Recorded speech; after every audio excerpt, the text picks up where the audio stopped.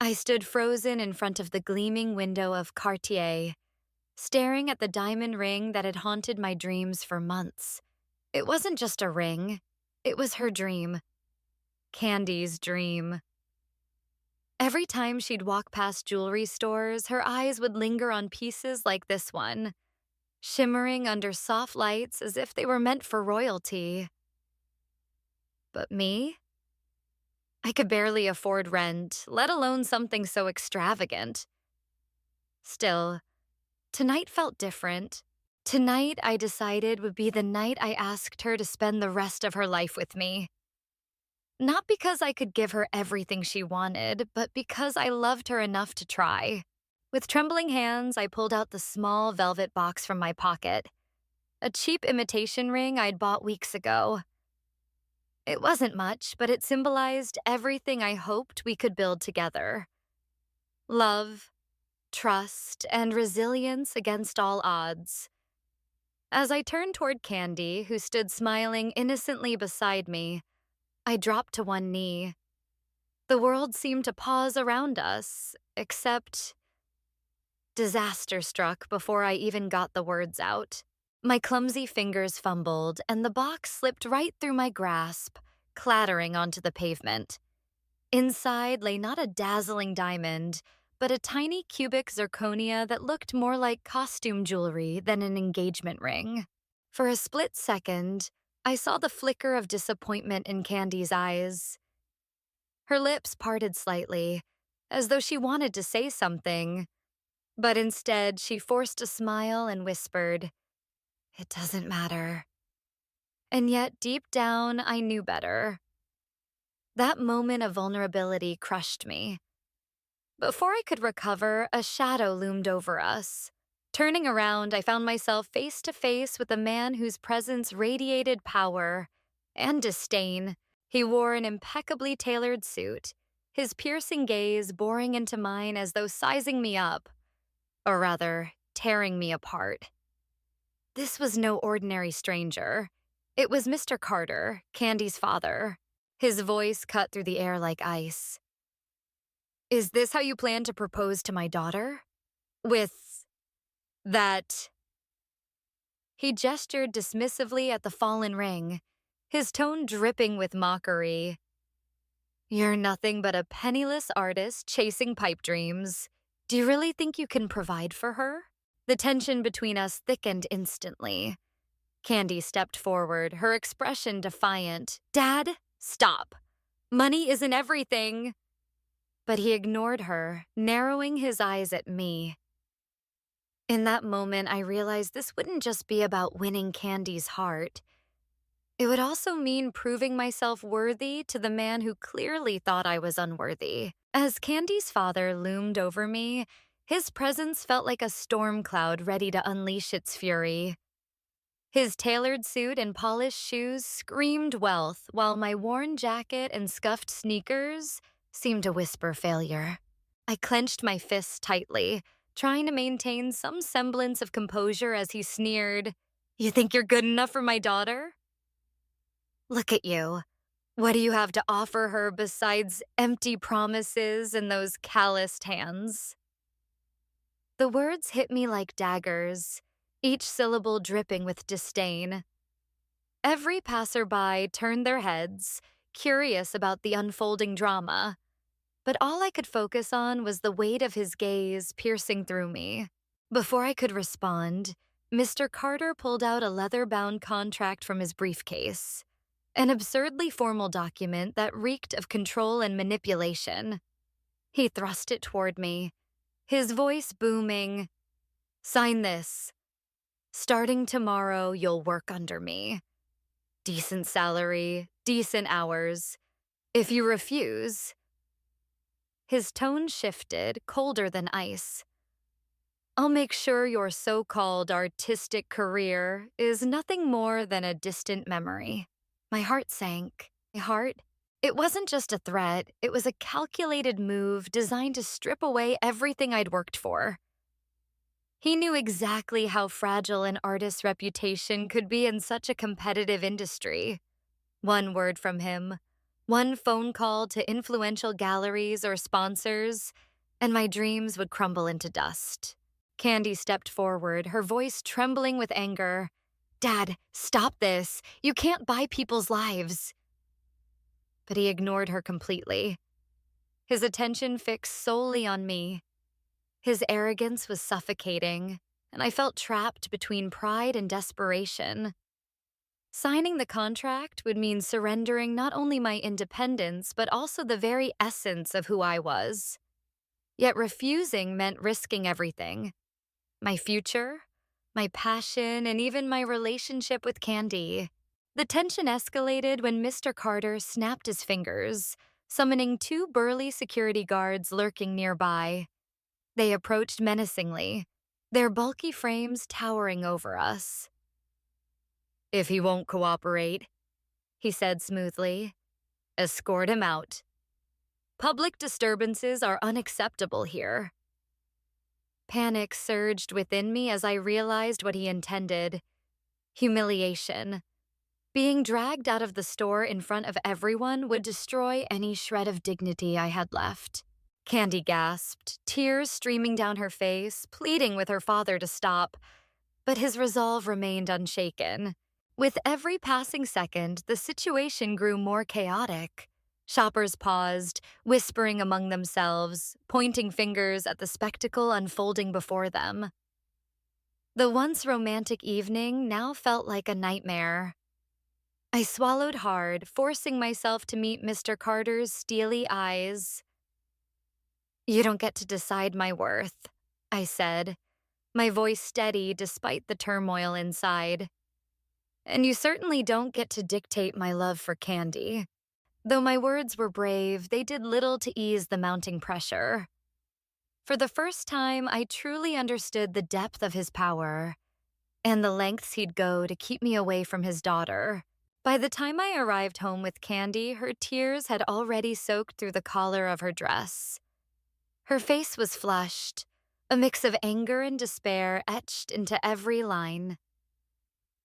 As soon as we stepped inside, Mr. Carter's voice boomed from the living room, sharp and unforgiving. "So, you've decided to bring that failure into our house? What were you thinking? Parading around town like some commoner?" His words cut deeper than any blade could, but Candy didn't flinch. Instead, she stood tall, her eyes blazing with defiance. "Dad," she began, her voice trembling yet resolute. "I love Luke. He may not have money, but he has something far more valuable: his heart. I'd rather live in poverty with him than be surrounded by luxury without happiness." The air seemed to freeze at her declaration. For a moment there was silence, broken only by the faint ticking of the grandfather clock in the corner. Then, Mr. Carter erupted. "You ungrateful child," he roared, his face turning crimson with rage. "Do you think love will pay your bills or keep a roof over your head? That boy is nothing but a dreamer who'll drag you down with him." He stormed toward the staircase, each step echoing like thunder, and returned moments later carrying an old cardboard box. With deliberate force, he dumped its contents onto the floor, a cascade of childhood photographs, stuffed animals, and trinkets that held decades of memories. One by one, he tossed them into a black garbage bag, his movements violent and calculated. "If you choose him," he spat, pointing a finger at Candy, "then don't ever come back here. This is no place for someone who throws away everything I've given her for a worthless nobody." His cruelty struck me like a punch to the gut. Candy staggered backward, her hands covering her mouth as sobs racked her body. But before either of us could respond, Mrs. Carter intervened, stepping between her husband and daughter. "Enough!"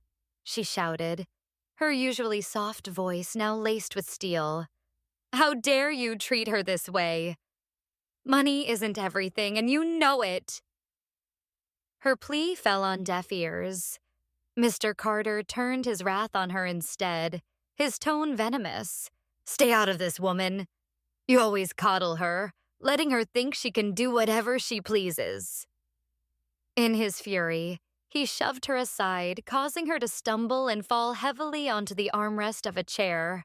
A sharp cry escaped her lips as she clutched her side, pain flashing across her features. Candy's expression shifted instantly from grief to fury. "How dare you hurt Mom?" she screamed, rushing to her mother's side. "You're supposed to protect us, not destroy us." Her accusation hung in the air, raw and unrelenting. Mr. Carter froze, his chest heaving as guilt flickered briefly in his eyes. But pride quickly swallowed it, and he resumed his tirade. "Don't lecture me about family when you're willing to throw yours away for some penniless artist." The tension reached a breaking point.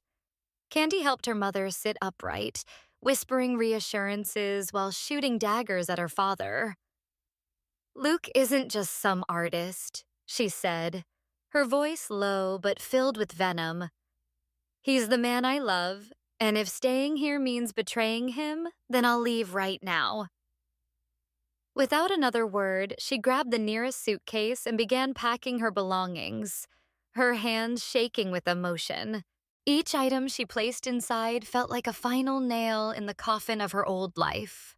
As I watched the chaos unfold, my heart ached for both Candy and her mother. They were caught in a storm brewed by arrogance and misplaced values. Yet amidst the turmoil, I couldn't help but admire Candy's courage. She wasn't just fighting for her future. She was standing up for what truly mattered: love, loyalty, and authenticity. The next morning, I woke up to the sound of Candy's desperate voice on the other end of a whispered phone call. "Luke, please help me," she murmured, her tone trembling with fear. Before I could respond, the line went dead. It wasn't until later that day, when Mrs. Carter secretly contacted me, that I learned the horrifying truth. Mr. Carter had locked Candy in her room and confiscated her phone after discovering our secret messages. Worse still, he'd arranged for her to meet Jordan Bond Jr., a man he described as the perfect match. When Candy finally appeared at dinner under duress, Jordan was already seated beside her father, smirking like a peacock displaying its feathers. Dressed in an expensive suit, his Rolex glinting under the chandelier light, he leaned back arrogantly and began boasting about his inheritance. "You know, darling," he drawled, scrolling through photos of sprawling mansions on his tablet, "this one in Monaco could be ours, if you're willing to say yes." His words dripped with condescension, as though Candy were merely another asset to acquire. Candy tried to protest, but before she could speak, her father cut her off. "Enough! You will listen to reason," he barked, slamming his fist on the table. The sheer force of his command made even Jordan flinch. Later that night, when Candy attempted to escape through the window, she found herself surrounded by guards stationed outside every exit. They weren't just hired hands. They were professionals trained to monitor her every move. Her luxurious home had transformed into a gilded cage. Desperation clawed at my chest as I realized how dire the situation had become. That night, Mrs. Carter risked everything to smuggle a burner phone to Candy. Through tearful texts, Candy explained how trapped she felt. "I can't breathe here," she wrote. "He watches my every step. If you don't find a way to get me out, I'll lose myself completely." Her words haunted me, fueling my determination to rescue her. The argument between Mr. Carter and his wife erupted late that evening, after Candy had fled the house in tears. The grand living room, usually a sanctuary of calm elegance, now felt suffocating as their voices echoed off marble walls. Mrs. Carter stood firm, her delicate frame radiating an uncharacteristic strength. "How could you treat our daughter this way?" she demanded, her voice trembling with emotion. You're forcing her into a life she doesn't want, all because of your obsession with money, Mr. Carter scoffed, pacing back and forth like a caged lion. Obsession? No, it's called reality. I've worked my entire life to give us everything we have today. Do you think love alone will keep her warm at night or pay for her future? Mrs. Carter's eyes softened, but her resolve didn't waver. Stepping closer, she placed a gentle hand on his arm. Do you remember when we first met? You were just a mechanic then, wearing patched up clothes, struggling to make ends meet. My family hated you, said you'd never amount to anything. But do you know what made me stay? It wasn't your potential wealth. It was your heart. Her words hung heavy in the air, each syllable laced with nostalgia and quiet desperation. But Mr. Carter dismissed her story with a bitter laugh. That's ancient history. We're not those people anymore. Times have changed, and so have expectations. Determined to make him see reason, Mrs. Carter disappeared into the study and returned moments later clutching a dusty photo album. Flipping through its pages, she stopped at a faded picture of their younger selves. In it, Mr. Carter knelt before her, holding out a makeshift ring crafted from a humble nut. Look at this, she urged, pointing to the image. This is how you proposed to me, with nothing but sincerity and hope. And it was enough. Love carried us through every hardship, every sleepless night. Why can't you give Candy the same chance? For the first time, Mr. Carter fell silent. His gaze lingered on the photograph, memories flooding back like a tidal wave. He opened his mouth to respond, but before he could speak, Mrs. Carter swayed slightly, her face pale and clammy. I don't feel well, she whispered hoarsely before collapsing into his arms. Panic surged through him as he cradled her limp body, shouting for help. The once imposing man now looked utterly shattered, guilt etched across his face. As paramedics arrived and tended to Mrs. Carter, Mr. Carter retreated to his study, haunted by the weight of his actions. Sitting alone in the dim light, he stared at the photo album still clutched in his hands. For the first time in years, he allowed himself to reflect, not just on his marriage, but on the legacy he wanted to leave behind. Perhaps he realized true success wasn't measured in bank accounts or luxury cars, but in the happiness and love shared among family. The morning after Mrs. Carter's collapse, the atmosphere in the Carter household was heavy with unspoken tension. Mr. Carter sat alone at his desk, penning a letter that would change everything, or so he hoped. His hands trembled slightly as he wrote, each word carrying the weight of regret and vulnerability. For the first time in years, he allowed himself to confront the pain he had caused not only Candy, but also his wife. The memory of her fainting still haunted him, a stark reminder of how far his obsession with control had pushed them all.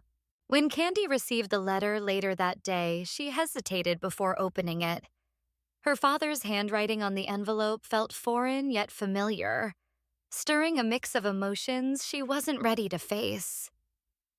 As she read, tears welled up in her eyes.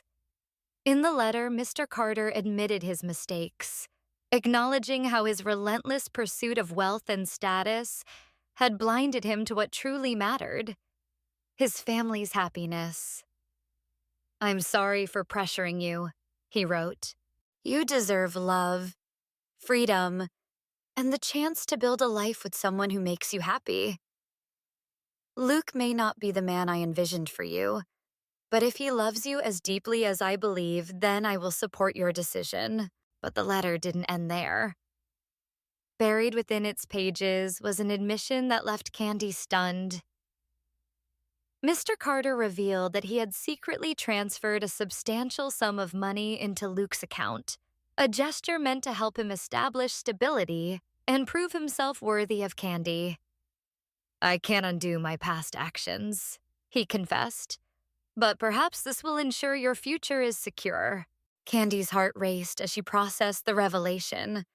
On one hand, she was deeply moved by her father's attempt to make amends. On the other, she felt uneasy about accepting such a gift. Was this another way for him to exert control, even under the guise of generosity? She immediately called Luke, her voice trembling as she relayed the news. "He says he supports us now," she said, "but I don't know whether to feel grateful or betrayed." Luke, too, was conflicted. When they met later that evening, he confessed that while the financial boost could accelerate his career, it also made him question whether he'd ever truly escape Mr. Carter's shadow. "What if he thinks I'll always owe him?" Luke asked, frustration simmering beneath his calm exterior. "I want to provide for you because I love you, not because your father paved the way." Their conversation grew heated, both grappling with their pride and insecurities. Yet, amidst the turmoil, Candy realized something crucial. Her father's actions, though flawed, stemmed from love. He feared losing her, just as much as he feared seeing her struggle. And Luke, despite his reservations, understood that rejecting the offer outright might come across as stubborn rather than principled. Ultimately, they decided to accept the funds, but on their terms. They vowed to use the money wisely, channeling it into Luke's art exhibition instead of personal luxuries. It was a compromise that honored both their independence and Mr. Carter's intentions. Though doubts lingered, Candy felt a glimmer of hope. Perhaps reconciliation wasn't about erasing scars, but learning to heal together. The night of Luke's art exhibition was nothing short of magical. The gallery buzzed with excitement as critics, collectors, and admirers marveled at his work. Each piece a testament to his talent, passion, and relentless determination. For years, he had poured his soul into his craft, and now, it seemed the world finally recognized his brilliance. But amidst the applause and champagne toasts, one figure stood quietly in the corner, watching everything unfold: Mr. Carter. Clutching a small velvet box in his hand, he approached Luke hesitantly, his usual air of authority replaced by something softer. "Humility, this is for you," he said, placing the box in Luke's palm. Inside was the diamond ring Candy had once dreamed of, its brilliance catching the light like a star. "It's a wedding gift.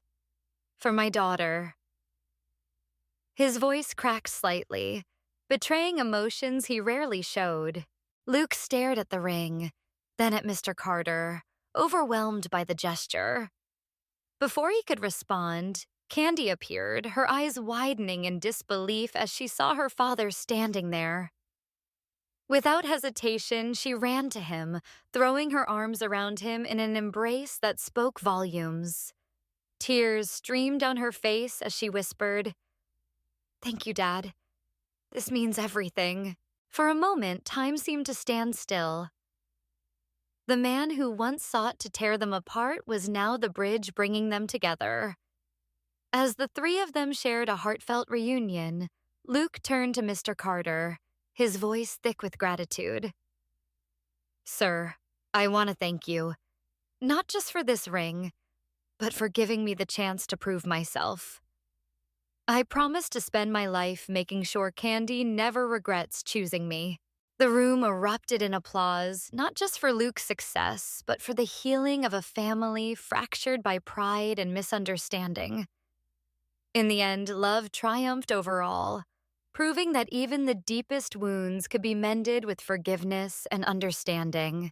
Some people leave scars, others leave lessons. Burn and reborn stories that break you, then rebuild you.